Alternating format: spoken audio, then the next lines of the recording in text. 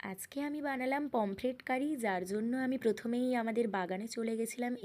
এই যে দেখতে পাচ্ছেন আপনারা, এখানে ধনেপাতা হয়েছে। তো আমি এখান থেকে ধনেপাতাটা তুলে নেব।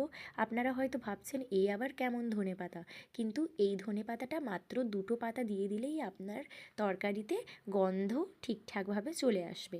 ধনেপাতা তুলে নিলাম আমি এখান থেকে। ধনেপাতা তোলার পরে আমি সমস্ত উপকরণগুলো একে একে সাজিয়ে নেব। এবারে আমি দেখতে পাচ্ছেন এখানে আপনারা পেঁয়াজ, টমেটো, কাঁচা লঙ্কা, আদা, রসুন, ধনেপাতা সব কিছু রেডি করে কেটে ধুয়ে এখানে মাছগুলোকে ভালোভাবে হলুদ মাখিয়ে মাছগুলো আলতো করে তেলে হালকাভাবে ভেজে নেব। বেশি নজর রাখবেন যাতে ডিপ ফ্রাই না হয়ে যায়, ঠিক আছে। এরপরে কড়াইতে আমি পেঁয়াজ, রসুন, আদা, কাঁচা লঙ্কা দিয়ে ভালোভাবে এটাকে যতক্ষণ না বাদামি রঙের হয়ে আসছে সেটাকে ভাজতে থাকবো। এরপরে আমি আদা রসুন দিয়ে দেবো। আদা রসুনটা ভালোভাবে 2 থেকে 3 মিনিট নাড়তে হবে, যাতে আদা রসুনের কাঁচা গন্ধটা চলে যায় তরকারি থেকে। এরপরে বাদাম আর সর্ষে একসাথে বেটে রাখা ছিল, যেটা আমি দিয়ে দেব। এরপরে হালকা জল অ্যাড করে এটাকে ফোটাতে থাকবো। ফুটে আসলে লাস্টে মাছগুলো দিয়ে আবার কিছুক্ষণ ভালোভাবে ফুটিয়ে লাস্টে ধনেপাতা দিয়ে গরম গরম ভাতের সাথে সার্ভ করব।